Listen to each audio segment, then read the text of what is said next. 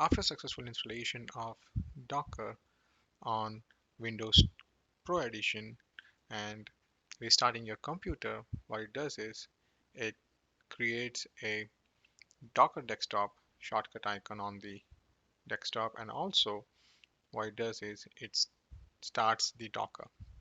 So let's go to the command prompt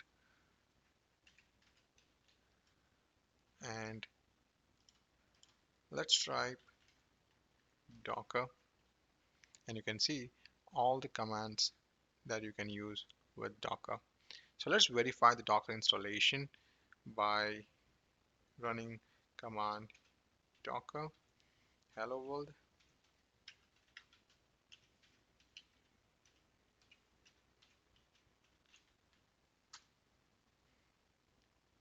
and you can see that the Docker hello world is image is not available locally, so it tries to pull the hello world with latest tag, and this is the output that we are expecting. So this verifies the successful installation of Docker.